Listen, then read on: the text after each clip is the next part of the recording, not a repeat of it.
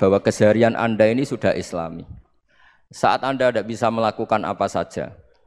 Saya sering ada jenazah, biasanya kalau tetangga meninggal saya sering disuruh ngelepas. Saya bilang orang ini baik. Karena sering ngelamun di rumah, sering nganggur di rumah. Ditanya sama anaknya, kenapa Gus nganggur baik? Ya kalau dia nganggur artinya juga enggak berbuat sesuatu yang maksiat kan? Ya kan? Orang nganggur di rumahnya ya tidak bunuh orang, tidak maling, tidak korupsi, ya namanya nganggur di rumah. Lah cuma istri cara pandang nganggur gak menghasilkan uang gitu. Tapi juga gak menghasilkan kriminal kan. Jadi sebenarnya Islam itu makanya kalau sampai ngaji usul fikih itu ada kitab usul fikih namanya Lubul Usul. Itu terkenal sekali di pesantren itu. Itu kalau ngapresiasi keseharian itu luar biasa. Izma min mubahin illa wa yatahaqqaqu bihi tarku haramimma. Karena keseharian yang mubah saat Anda lakukan itu ada kehebatan yang luar biasa yaitu meninggalkan haram. Makanya dulu banyak orang-orang alim ketemu temannya itu guyon sampai semalaman. Itu biasanya yang semangat Islam itu kiai kok tidak tahajud, kiai kok tidak witir. Orang yang sedang mapan uangnya banyak, malam itu tidak kelayaban itu sudah luar biasa. Melawan nafsu supaya tidak maksiat itu sudah luar biasa. Supaya lupa guyon sama temannya semalaman sampai subuh. Gejolok-gejolokan ngenang zaman miskin, zaman kuliah nggak jelas, zaman apa. Melihatnya jangan tarkut tahajud. Seperti ini meninggalkan tahajud, tapi meninggalnya ini talkul muharramat. Jadi kayak apa hebatnya? Sehingga Imam Ghazali punya riwayat yang agak unik. Hatta takuna ibadatu akhiri hadil ummah iku an-naum. Sehingga suatu saat ibadah terbaik umat ini itu tidur. Itu kan riwayat kontroversi. Ketika Imam Ghazali ditanya, kenapa iya? Kenapa kamu mulai keluar dari rumah itu sudah banyak maksiat? Melihat perempuan yang enggak mahram, melihat fenomena. Tapi kalau kamu tidur itu enggak melihat apa-apa. Tapi juga kamu jangan nganggap tidur itu ibadah betul. Saatnya melakukan fardu ain malah masih tidur. Tapi itu sudut pandang yang menjadikan kita Islam itu gampang. Jadi saat Anda tidak bisa aktivitas apa-apa, misalnya ada beberapa orang yang lumpuh. Lumpuh itu memang nggak bisa Jumatan, nggak bisa ibadah, tapi dia juga nggak bisa maksiat. Tidur itu memang Anda saat itu tidak bisa tahajud, tidak bisa witir, tapi saat itu ada zina, ada maling, tidak gosipkan orang, tidak bully orang, tidak menanamkan kebencian, tidak hasud. Sehingga tidur menurut Allah Ta'ala wa min ayatihi manamukum billaili apa? Wan-nahar. Karena di tidur itu selain ada unsur istirahat, jaga kestamina, juga ada unsur meninggalkan beberapa keburukan. Nah saya mohon ibadah yang keseharian ini kita jaga. Supaya kita semua baca ayat itu fasih. Fasih itu tertanam di hati. Allah itu siapa? Alladzi at'amahum min ju'i wa amanahum min khauf. Dan Allah kalau cerita di Quran itu anna sababnal ma'a sabba tsumma syaqaqnal ardha wa syaqqa fa ambatna fiha habba wa inaba wa qadba wa zaituna wa nakhla wa hada'iqa hulba. Kamu tahu saya ini siapa kata Allah? Saya ini adalah Tuhan yang menurunkan air. Kemudian ada tanaman banyak. Habba wa inaba wa qadba, ada zaitun, ada tin, kalau orang Jawa mungkin ada tela, ada padi, ada mangga, ada pisang. Sudah. Wa inaba wa zaituna wa nakhla wa hada'iqa hulba, ada perkebunan yang lebat. Tujuannya apa? Mata Allahkum, silahkan kamu pakai, kamu nikmati. Tapi karena kadang kita ini punya ide-ide besar. Tadi untuk syukur saja nunggu punya istri riman, rumah baik, tetangga baik, komunitas baik, semuanya baik baru syukur. Lama-lama nanti ada di surga, syukurnya nunggu surga paling kelas A. Itu sudah ada yang menghuni Rasulullah, kamu enggak boleh di situ. Masa untuk syukur saja? Repotnya Masya Allah. Jadi mohonlah Quran yang kalau Anda hafalkan juz amma itu kan ada ayat-ayat yang kayak tadi. Ya, fal yang dzuril insanu ila ta'ami. Coba lihat apa yang kamu makan ya? Dari mana? Dan untuk mempertahankan hidup kamu keseharian. Jadi jangan kira ibadah itu harus membentuk komunitas yang versi Anda. Ibadah itu harus hal yang mulu-mulu. Kesehariannya Anda alami. Loh ini saya tidak bikin-bikin. Saya ngaji bukan karena berdasar pesanan.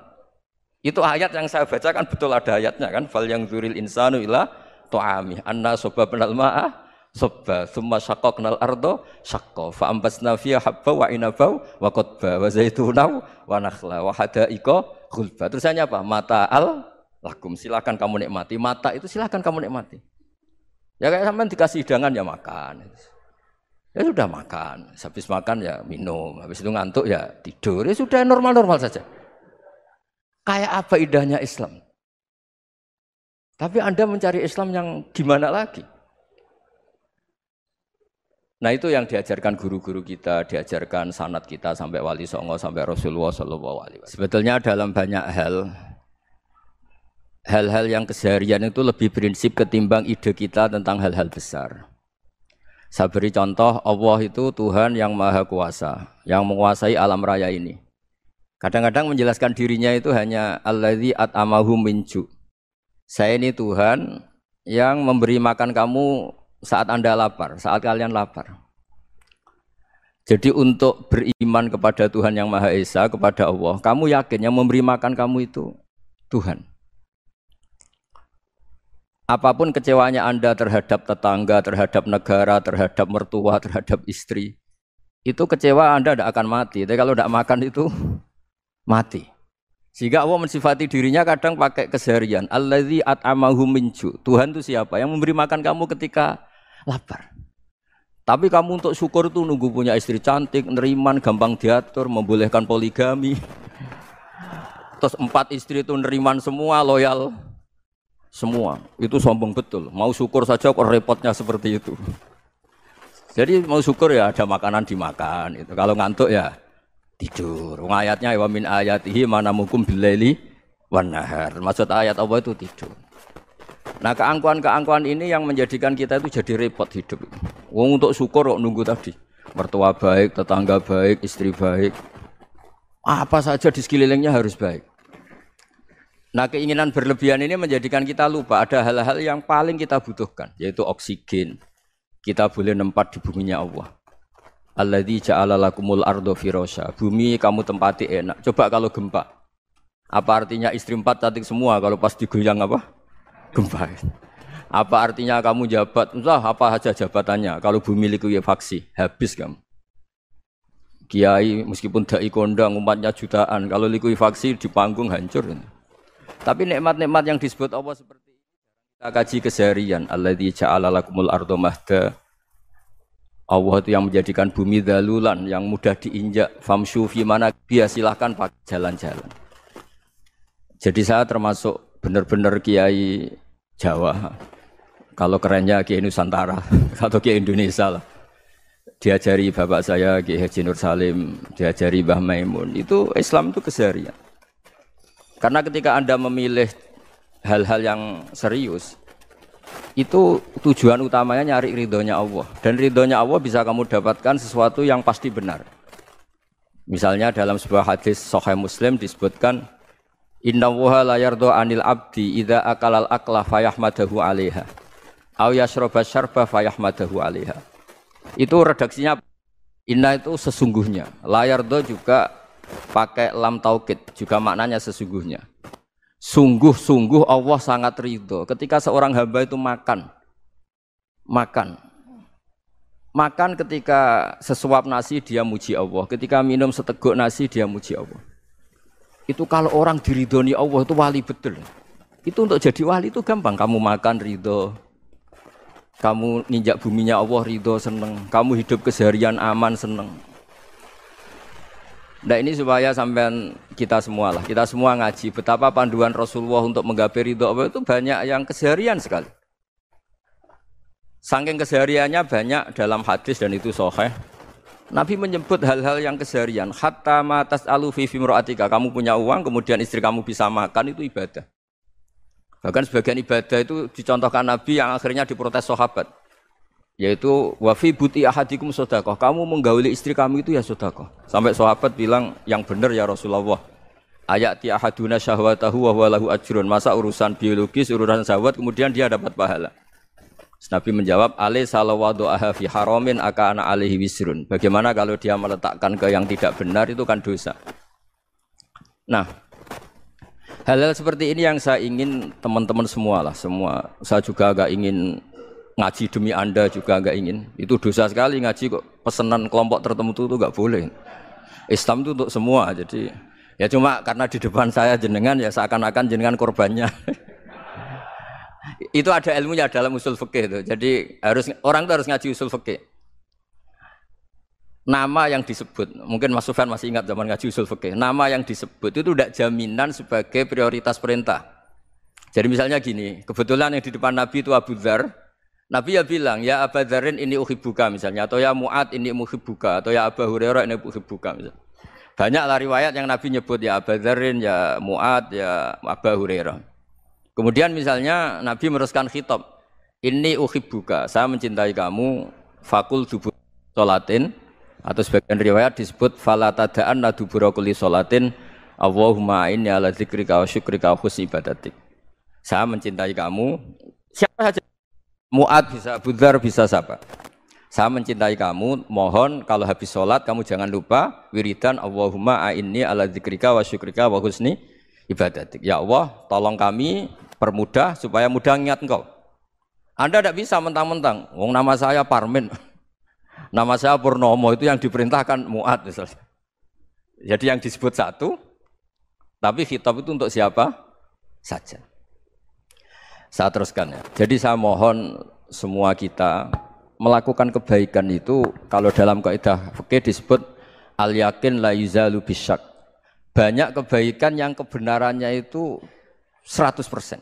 Tidak punya efek samping ke pihak lain, ke kelompok lain, ke komunitas lain. Yaitu tadi misalnya Anda makan dan itu murah sekali, hanya butuh satu piring. Setiap kunyahan kamu muji Allah, setiap minum kamu muji Allah. Itu redaksinya Rasulullah SAW disebut Allah sangat ridho ketika seorang hamba makan, kemudian dia memuji Allah. Atau minum, kemudian dia muji Allah. Logikanya gampang, negara seperti ini yang kamu harapkan bentuknya kayak apa, mertua, ipar, komunitas, tetangga. Itu nyata terjadi, itu kan belum pasti. Sementara yang mesti terjadi adalah kamu butuh makan, kalau tidak mati. Butuh minum, kalau tidak mati. Butuh bumi yang nyaman ditempati, kalau tidak kita juga mati. Sebab itu Allah kalau menyebut nikmatnya itu hal-hal yang keseharian. Alladzi at'amahum min ju'. Allah itu siapa? Allah itu yang menciptakan kamu bisa makan. Tidak berlebihan, Allah itu yang menciptakan kondisi sosial itu ideal. Zaman Nabi itu ya ada orang munafik. Orang-orang pilihan Allah itu juga diuji orang sekelilingnya yang macam-macam. Semua diuji sesuai konteks zaman dan waktu. Nah, tapi ada ibadah-ibadah yang selalu disarankan Nabi. Sampai Nabi itu pernah ditanya, ayul Islam ya khairun ya Rasulullah, Islam terbaik itu gimana? Jawaban Nabi itu unik, it'amut to'am. Islam terbaik itu ya makan-makan, santai-santai. Ketika Allah menyebut beberapa kebaikan, falak tahamal aqobah, wa ma adrokan apa? Mal aqobah. Terusannya apa? Fakku raqobah. Terusannya apa? Au it'amun fi yaumin di masghubah. Ya itu acara makan-makan itu juga Islam. Kenapa? Ya bayangkan kalau tidak ada makanan kita mati kan? Kondisi sosial tidak ideal itu Anda masih gak apa-apa. Tapi kalau Anda tidak makan, Anda tidak minum, kamu punya istri cerewet masih bisa hidup, punya mertua cerewet masih bisa hidup. Tapi kalau tidak makan bisa mati. Berarti penting mana istri sama makan? Penting mana? Makan. Semoga istri Anda dengar, nanti kamu disuruh makan tapi pulang deh. Itu kalau dibahasakan makan masih memahami. Penting mana nasi satu piring dengan istri. Enggak ada nasi mati, enggak ada istri belum mati. Penting mana? Enggak berani jawab kan? Nah, ternyata Anda ada garang kan di depan istri. Jadi saya mohonlah, mungkin Mas Sufyan Sauri tadi yang bisa bantulah. Teman-teman tuh ngaji yang keseharian saja. Karena kita nyari ridha Allah itu berdasar firman Allah. Dan firman Allah itu menyebut keseharian itu riang, gampang. Yaitu tadi misalnya wa min ayatihi manamukum billaili wanar. Termasuk ayat-ayat Allah itu kamu tidur. Maka dulu itu ada guyonan, ada tokoh Mu'tazilah, kelompok dalam Islam yang berpikir manusia itu bisa menentukan ikhtiarnya sendiri. Karena saya bisa duduk, ingin berdiri, berdiri. Karena kelompok ini enggak terima kalau semua kehendak Allah, nanti bagaimana kalau semua kehendak Allah kok ada hisab ya, ada sanksi. Lucunya itu dia akhirnya ini cerita ya, mencintai seorang perempuan cantik sekali. Dan itu dia menjadi ahli sunnah itu oleh hal-hal yang sepele. Karena istrinya cantik, ya namanya suami istri itu hubungan intim. Terus ditanya, Mas masih ingin lagi? Masih. Silahkan diulang lagi. Wah ya tidak bisa. Katanya manusia bisa menentukan yang diinginkan. Itu tobat itu. Itu nggak bisa ditobatkan Mas Sufyan Ats-Tsauri. Orang cantik yang mudah nobatkan orang itu orang cantik. Segampang itu. Akhirnya kita tahu, makanya kalau dalam kitab Hikam itu disebut al-aqil mayakul madza yaf'alu wa hubi wal ghafil mayakul madza af'al. Orang yang punya akal karena sadar ini wilayah Allah, semua milik Tuhan. Itu dia tiap hari berpikir, besok Allah akan melakukan apa terhadap dunia ini. Kamu merencanakan sesuatu mau plesir ternyata gempa. Mau wisata ke Rusia ternyata perang. Kamu tidak pernah tahu apa yang akan terjadi besok. Wa ma tadri nafsum madza taksibu ghada. Tapi Anda semua kita ini sering punya jadwal permanen. Makanya saya kalau diundang siapa saja, isane takdir. Yang jelas Gus ini acara penting. Ya masih acara penting nak pangeran ngersakno apa piye? Kok ape dadi pangeran? Kamu kok mau jadi Tuhan? Itu kadang ya kiai. Penting Gus acara ini jenengan harus memastikan bisa. Loh kamu itu yang ngajarin tauhid, sesuatu itu biadillah kok bilang-bilang apa pasti. Kalau maksa terus tak tobatkan loh kamu kata saya itu. Ya kalau gitu Gus bilang insya Allah. Wah itu hati saya, fisik saya, roh saya sudah bilang insya Allah. Enggak usah kamu latih kata saya. Nah hal-hal tauhid keseharian itu gampang sebetulnya. Wal ghafil yaqulu madza af'al. Tapi orang yang lupa Allah dia setiap hari bilang besok apa? Kita bisa melakukan apa? Seakan-akan dia itu aktor, dia penting, dia subjek permanen, dia. Padahal kita ini hanya objek kehendak Allah Subhanahu wa taala. Karena kita yakin sesuatu yang terjadi di alam raya ini kita tidak bisa apa-apa. Makanya saya sering ngaji, sering bilang saya. Ketika Anda mensifati Allah, dia yang menghidupkan. Sudah itu tanamkan, sehingga ketika kita mati, santai saja. Kenapa santai? Allah punya cara menghidupkan kita. Zaman kita hidup juga gak tahu caranya ngelola jantung, ngelola paru-paru. Kamu juga gak tahu ngelola oksigen yang tidak beracun, tidak ngandung polusi. Tahu-tahu hidup. Gak ingin tua ya tahu-tahu tua, gak ingin mati tahu-tahu mati. Selama ini kita hidup juga gak tahu apa sebetulnya. Hanya gaya tok, punya jadwal, punya planning. Kalau kamu bisa menentukan pilihan Anda, pasti Anda istrinya cantik, 4 neriman semua, qanaah semua. Nyatanya enggak kan? Ada 1 jelek, cerewet. Wah itu kan, nyatanya enggak bisa apa-apa Anda kan? Dan kamu bawa mati lagi. Nah, itu kan, istri Anda juga gitu, punya keinginan, punya suami yang ganteng, yang jabat, yang neriman, yang enggak poligami. Ya enggak kesampaian juga. Kalau kita ngitung tingkat kegagalan kita itu gagal terus. Ya kan? Nah, terus ingat Allah, madza yaf'alu wa hubi. Orang yang punya akal selalu berpikir Allah itu menghendaki apa terhadap saya. Lalu sama-sama orang itu.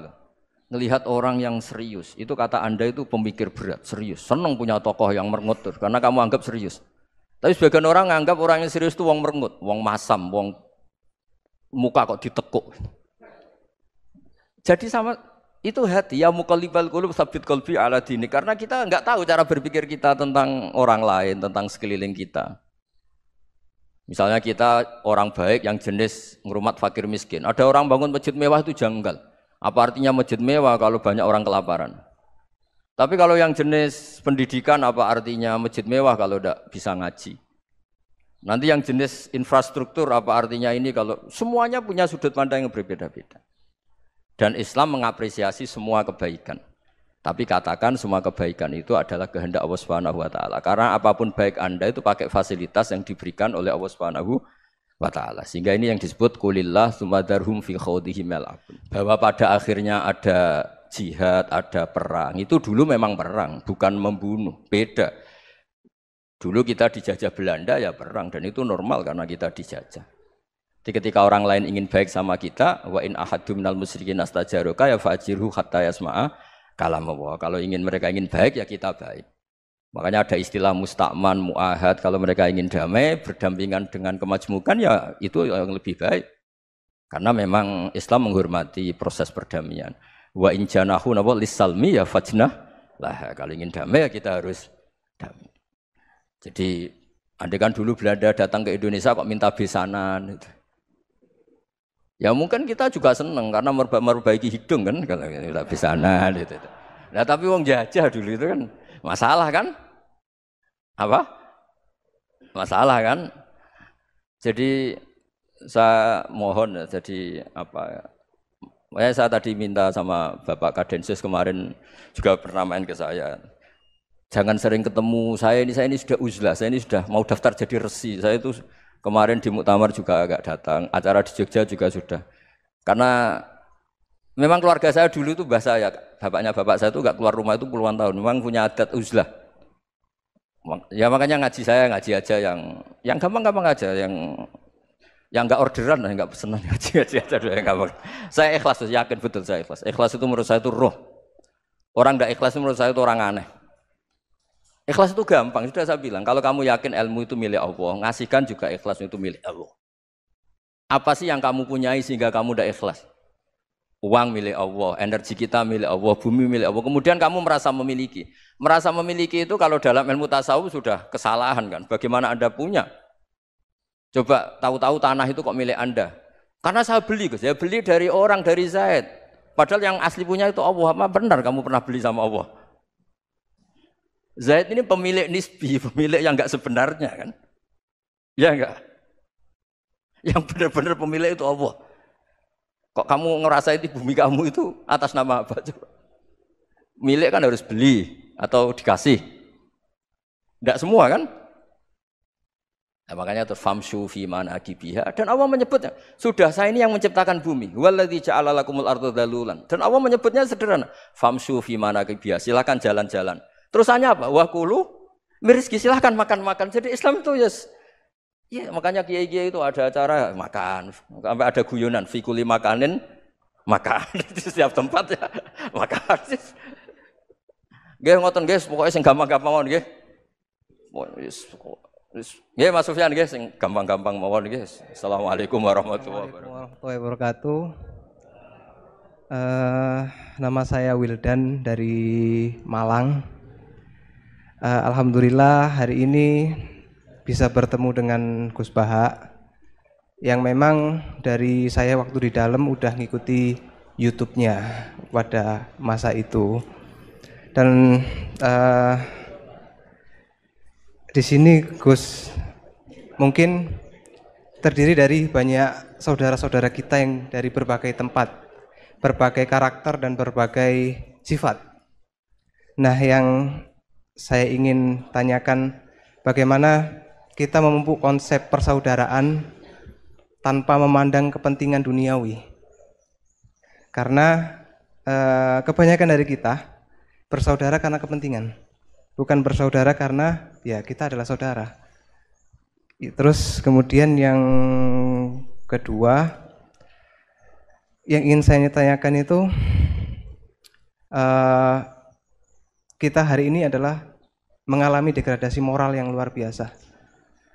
Akhlak, sopan santun nyaris sedikit demi sedikit hilang. Nah, bagaimana cara kita untuk memupuk agar generasi kita selanjutnya tetap berakhlak, beretika terhadap yang lebih tua, ataupun kepada sesamanya, ataupun kepada yang lebih kecil. Mungkin sekian dari saya. Assalamualaikum warahmatullahi wabarakatuh. Yang saya hormati Bapak-Bapak yang ada di depan, terutama Bapak Kiai Gus Baha. Perkenalkan, nama saya Imran, asal dari Poso, Sulawesi Tengah. Alhamdulillah pada kesempatan hari ini kita diberikan nikmat oleh Allah untuk bisa bertemu dengan Bapak Kiai yang mungkin secara pribadi dan mewakili mungkin perasaan teman-teman semua di sini, ada kerinduan, keinginan untuk berjumpa langsung dengan Kiai, dan alhamdulillah terlaksana dengan berkat dari Allah Subhanahu wa taala melalui bapak-bapak kita dari Densus bisa memfasilitasi. Pak Kiai, yang pertanyaan saya, kita ini kan teman-teman ini bahasanya ex napiter, pernah masuk dalam kesalahan kebencian terhadap negara. Bahkan di antara kita ini ingin membentuk negara sendiri. Ya kan, apalagi kami yang dari Poso, terutama MIT Mujahidin Indonesia Timur itu pengen bentuk komunitas bahkan negara di Poso gitu loh. Artinya ada kebencian-kebencian. Nah, bagaimana, karena kami dulunya punya doktrin negara ini negara yang togut gitu loh. negara kafir yang wajib untuk kita perangi, kita musuhi, dan orang-orang yang berkemarin pokoknya kita basmilah sampai tegak negara ini, negara Islam versi kami saat itu. Nah, mungkin ada pesan atau ujangan nasihat untuk kami ini untuk semakin kuat, ataupun ada kisah-kisah ataupun ayat-ayat yang menjelaskan bagaimana kita itu harus sungguh-sungguh mencintai negara kita yang kita cintai ini. Kemudian yang kedua, Pak Kiai, terkait masalah ihsan. Ini seperti apa? Karena mahwal Islam, mahwal iman. Nah, ihsan ini kita mungkin yang belum terlalu kami pahami. Apa itu ihsan yang kata Nabi, anta'budullaha ka'annaka tarahu fa illam takun tarahu fa innahu yarak. Mungkin ada penjelasannya, Pak Kiai, Gus. Mungkin hanya ini yang dapat saya sampaikan. Assalamualaikum warahmatullahi wabarakatuh. Ya, makanya tadi saya bilang bernegara itu pakai hadis. Misalnya Nabi pernah ngendikan, kamu itu punya 3 tetangga. Yang satu punya 3 hak, yaitu dia tetangga kamu, dia seagama kamu, dia sesaudara kamu. Jadi ada 3 hubungan, seagama, sesaudara, dan jadi apa? Dia tetangga kamu, dia seagama dengan kamu, dia masih kerabat kamu. Terus ada tetangga yang punya 2 hak, yaitu dia tetanggamu, seagama dengan kamu, tapi tidak sekeluarga dengan kamu. Terus ada tetangga yang punya 1 hak, dia ada keluarga kamu, dia ada seagama dengan kamu, tapi tetap punya hak karena itu tetangga kamu. Dan itu kata Nabi, semuanya berhak kamu baikin, karena ada hakul jar. Makanya dulu doa ada bil kubri itu ceritanya sederhana. Ada seorang perempuan Yahudiyah, sowan Sayyidah Aisyah. Kalau sowan ya dikasih uang sama Sayyidah Aisyah. Padahal Yahudiyah. Ketika dikasih uang, terus si Yahudiyah tadi, semoga engkau diselamatkan dari siksa kubur. Zaman itu Sayyidah Aisyah belum dengar hadis tentang siksa kubur. Setelah Rasulullah datang, saya tadi diminta didoain, enggak saya terima karena saya enggak percaya. Terus Nabi ngendikan itu benar adanya siksa kubur. Ketika komunitas Yahudi di Madinah itu puasa Asyura, Nabi coba tanyakan mereka, kenapa puasa Asyura? Padahal orang Yahudi. Oh, terus setelah ditanya, yaumun najjawahu fihi Musa, itu hari di mana Allah menyelamatkan Nabi Musa, kata orang Yahudi. Terus kata Rasulullah, nahnu ahaqqu bi Musa, saya juga berhak menghormati Musa. Kemudian Nabi puasa. Suatu saat lagi ada orang Yahudi datang, ya Rasulullah, ya Muhammad, manggilnya ya Abul Qasim karena orang Yahudi. Ya Abul Qasim, nanti nasib langit bumi ini di mana? Manusia yang sudah mati-mati di mana ketika bumi dihancurkan? Mayat-mayat yang sudah di kuburan di mana? Terus orang Yahudi tadi bilang, innallaha wadu'as samawati ala dzih wal aradina ala dzih. Soalnya Allah itu bisa saja mengelola langit bumi yang sudah hancur gini-gini. Nabi itu tertawa-tawa. Dalam sebuah riwayat disebut hatta badat nawajidu, tertawanya Nabi itu lepas sampai giginya kelihatan. Kata rawinya tasdiqan liqaulil khabri, karena Nabi membenarkan orang Yahudi tadi. Jadi intinya dalam banyak hal itu ya dicari kesamaan. Makanya kalau interaksi dengan kelompok lain kata Nabi la tusaddiquhum wa la tukadibuhum. Kamu jangan mengiyakan juga jangan menolak. Kamu tolak jangan-jangan pas yang sama dengan ajaran kita. Kamu benarkan jangan-jangan yang tidak sama. Ya sudah, kalau enggak sependapat ya jangan ngambil sikap. Nah, itu juga yang dipraktekkan Rasulullah SAW. Nabi yaqumu lailatan yuraddidu hadil ayat. Nabi pernah sholat 1 rakaat hanya ngulang 1 ayat. Itu aja gak selesai. Yaitu ngulang-ngulang ayat. Fa'aqulu kama qalal abdus sholeh in tu'adzibhum fa innahum ibaduk wa in taghfir lahum fa innaka antal azizul hakim. Pun Gusti kula nyerah. Semua ini hamba jenengan, monggo jenengan napakno sing duwe jenengan. Intinya itu ini wilayah jenengan, ndak wilayah saya. Nah, kadang-kadang kita sebagai manusia itu jumawa seakan-akan itu wilayah kita. Kita nyiksa terserah kita, mengampuni ya terserah kita. Padahal tidak milik kita. Dunia ini milik Allah Subhanahu wa taala. Makanya yang terakhir saya ijazahkan ijazah bapak. Bapak saya itu orang hafal Quran, alim tapi lucu, senengannya guyon. Kalau ngajarkan saya tauhid, tasawuf itu gampang. Hak, kamu punya tetangga, punya Innova. Terus kamu berpikir, kamu miskin berpikir, itu pajaknya saja berapa? Kalau apa itu bannya sudah halus itu gantinya kayak apa, kalau rusak kayak apa. Terus kata bapak, ngora melok duwe kok mikir, ndak ikut punya kok mikir. Terus Coba, kamu nggak ikut punya Alphard. Terus saya mikir, wah itu pajaknya berapa Pak Martinus, bisa dipakai beli motor kan? Pajaknya apa? Alphard ini. Oh nggak ikut punya kok. Nah, dunia itu rawekmu, mbok pikir lah apa ono sing duwe. Maksudnya itu, dunia itu milik Allah, apa kamu pikir itu milik yang punya gitu. Nah, itu yang dimaksud dalam ilmu tasawuf, da'it tadbir fama qoma bi ghairuk la tuqim bihi nafsak. Sudah kamu tidak usah ikut campur, itu wilayahnya Allah gitu. Karena wong nggak ikut punya kok ikut mikir. Anda benci orang, benci sekali karena dia tauhid misalnya. Jangan-jangan Allah punya rencana memberi hidayah dia. Atau Allah punya rencana dari dia keluar orang-orang Islam yang soleh. Makanya ketika Malakul Jibal, ya Rasulullah saya disuruh Allah, terserah engkau. In syi'ta an udbiko alaihim al-akhshaban. Kalau engkau mau orang-orang yang mendustakan kamu saya hancurkan. Apa jawabannya Nabi? La, jangan. Bal arju ayyukhrijawah min aslabihim ma ya'buduwaha wa la yusyriku bihi syai'an, itu di Bukhari. Enggak, bisa saja sekarang dia kafir, anak turunnya jadi Islam. Dan betul. Abu Jahal punya anak Ikrimah, Abu Lahab punya anak Darrah.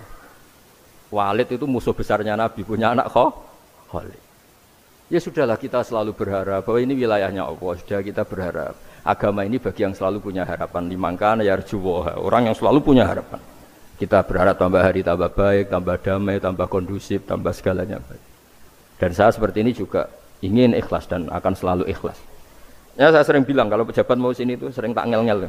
Saya ini sudah ingin Indonesia itu baik itu tanpa diminta. Kalau diminta itu malah seakan-akan saya belum melakukan. Kan?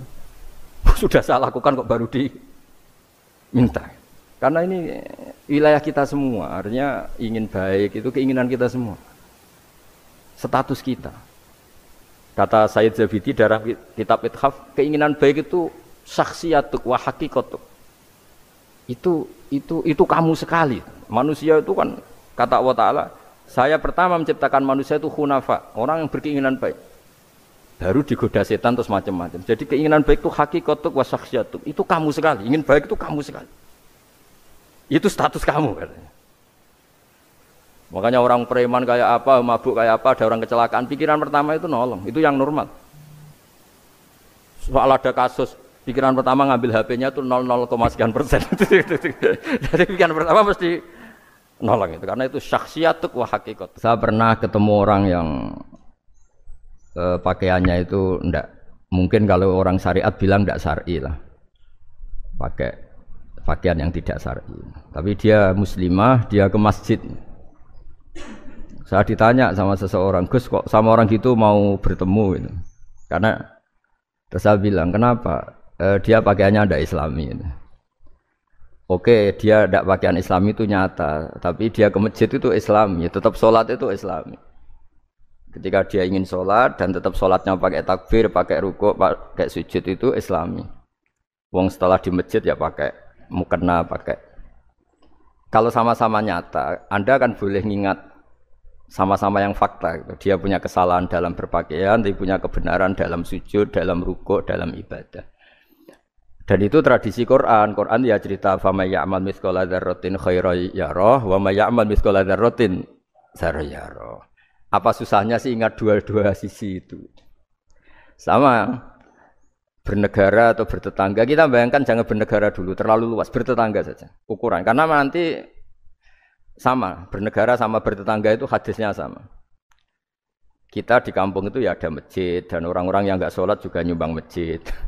Bahkan ada yang nyumbang masjid banyak terus tidak sholat, karena keramik saya sudah sholat katanya. Saya pernah ketemu orang model gitu itu ya ada. Jadi, tapi ada juga yang sholat terus tapi nggak pernah nyumbang masjid. Ya orang banyak. Intinya itu Allah itu punya tradisi, punya sunnatullah. Kebaikan ya dihitung, kejelekan juga dihitung. Dulu ketika Rasulullah SAW hidup bersama komunitas yang majmu', itu sebetulnya permintaannya Nabi, jangan halangi kami saat mau beribadah. Dulu sampai perang karena mereka menghalangi. Sebenarnya problem mereka wa yasudduna an sabilillah, menghalangi. Sebenarnya kalau dulu saling toleransi ya enggak ada masalah. Artinya ketika Anda ingin sholat di Indonesia agak dihalangi, ingin pengajian enggak dihalangi, sebenarnya ini enggak ada masalah. Ya, soal ada kebaikan, ada keburukan ya mulai Nabi Adam sampai sekarang sampai kiamat. Itu cara pandang. Jadi cara pandang kita terhadap orang lain itu harus hal-hal yang nyata. Kalau kesalahan mereka nyata, kebaikan mereka juga nyata. Kenapa kita hanya ingat sisi yang jelek, tidak ingat sisi yang baik? Saya sering cerita ke santri-santri saya, setiap saya pengajian diundang orang di mana-mana itu saya mesti istighfar. Karena nggak ada pilihan. Saat saya datang ke pengajian di Sulawesi, misalnya saya tinggal ngaji di sini. Saat saya ngaji di sini, ninggal undangan yang di sana. Hidup itu tidak banyak pilihan, meninggalkan kebaikan, melakukan kebaikan. Artinya gini, dalam kebaikan saja ada kebaikan yang ditinggalkan. Apalagi dalam kejelekan. Makanya di sini ada pepatah terkenal dalam ilmu tasawuf itu. Wastighfaruna yahtaju ilal istighfar. Saat Anda baik saja butuh istighfar. Bapak saya kalau guyon gini, Mas Sofyan. Ada imam istiqomah jadi imam masjid sampai tua sampai batuk-batuk. Itu bagus istiqomah. Tapi itu masalah kata Bapak. Akhirnya enggak kaderisasi katanya. Itu istiqomah apa enggak mau diganti orang lain katanya. Ada kiai dai di mana-mana. Itu mesti orang muji, oh itu dai di mana-mana, laris enggak pernah di rumah. Pondoknya pasti bubar itu karena ditinggal. Jadi kebaikan seperti ada orang sering sowan kiai. Wah itu malah lebih masalah lagi kan. Kadang kiainya pas istirahat, yang disalamkan template uang jatah susu anaknya. Hari itu waya tagihan malah lari sowan kiai. Nah, harusnya di rumah ada fardu ain tagihan listrik entah apa. Jadi makanya di hikam itu terkenal kata-kata manusia itu siapa? Manusia itu mangkanat mahasinuhu masawiya fakai falatakunu masawihi masawiya. Manusia itu orang ketika baik saja salah, apalagi pas salah. Coba saya misalnya pidato begini, di atas panggung saya orang alim pidato nasihati orang. Di saat yang sama seperti yang tanya Mas Wildan tadi, ada agak sopannya. Di situ ada mungkin orang yang lebih sepuh timbang saya. Masa lebih muda kok di atas? Yang di bawah lebih tua. Ada agak sopannya. Mau enggak pidato disuruh, mau di atas disuruh, enggak sopan sama yang. Tapi misalnya yang paling sepuh pidato enggak pernah ngaji kok pidato terus gimana? Artinya ketika kita baik saja ada salahnya, apalagi pas salah. Sebab itu ajaran Rasulullah itu suruh berdoa Rabbana dzalamna anfusana. Sebelum minta itu merasa, ya Allah kita ini mendolimi diri kita sendiri. Karena dalam pilihan-pilihan itu pasti ada salahnya. Coba misalnya Anda bangun masjid habis 2 miliar. Yang harusnya 1 miliar sudah jadi. Terus nanti suatu saat ketemu Allah ditanya, itu ada orang miskin, fakir miskin, yatim. Andai kan kamu sumbang 1 miliar itu sejahtera semua. Gara-gara kamu bangun masjid terlalu mewah. Ya tapi kadang-kadang orang kebaikannya itu orientasinya bangun masjid, gak tertarik nyumbang fakir. Saat itu cara berpikir gitu mau apa? Tapi kalau dia mau luhur manusia terbaik karena bangun masjid 2 miliar, coba diaudit secara kepentingan syar'i. Penting mana dengan ngasih makan fakir miskin? Penting mana dengan menikahkan janda misalnya? Penting mana dengan pendidikan? Apa artinya masjid mewah orang nggak tahu halal haram, nggak tahu najis, nggak tahu cara sesuci, nggak tahu cara adzan yang benar. Terus penting mana untuk beli kitab sama dipakai masjid? Apa artinya beli kitab apa tapi nggak makan? Penting mana makan sama beli kitab? Ada auditnya. Makanya manusia itu ketika baik pun disuruh istighfar. Apalagi ketika salah. Nah dengan perasaan seperti itu kebencian pada orang lain luluh karena potensi baik pada orang lain ternyata tinggi. Dan potensi salah ke kita juga tinggi. Nah dilatih gitu, jadi di Ihya itu ada kitab tawaduk. Kitab tawaduk itu dilatih, ketemu orang tua. Huwa aksaru ibadatan, dia mesti ibadahnya lebih banyak karena lebih tua timbang saya. Pasti sholatnya lebih lama timbang saya. Ketika Anda sudah tua, melihat anak-anak, huwa aqallu minni maksiatan, mesti maksiatnya tidak banyak karena masih kecil. Terus ketika melihat orang fasik, maksiat, la'allahu yatubu alaih, fa innahu tawwabur rahim. Mungkin Allah memberi tobat, bisa saja. Umar itu ingin bunuh Nabi, tapi Allah memberi tobat. Yang sowan kiai saja tidak mesti dapat tobat. Umar ingin bunuh Nabi, tapi Allah memberi tobat. Akhirnya ya tobat jadi Islam yang baik. Dalam sejarah Wali Songo, Kalijogo sowan Sunan Bonang itu ingin garong, tapi malah jadi muridnya jadi wali. Kalau Allah sudah menghendaki tidak ada ya. Perang Uhud orang Islam kalah itu karena panglimanya siapa? Khalid bin Walid. Tapi dia malah yang dapat hidayah. Nah, sama orang yang sekarang Anda benci bisa saja Allah merencanakan ada apa? Hidayah di situ. Dan kita yang merasa benar jangan saja ada rencana Allah bikin kita su'ul khotimah. Naudzubillah min dzalik, kan enggak pernah tahu. Nah, dari tidak pernah tahu itu orang diusahakan tawadhu. Wa ma adri ma yuf'alu bi wala bikum. Kita tidak pernah tahu.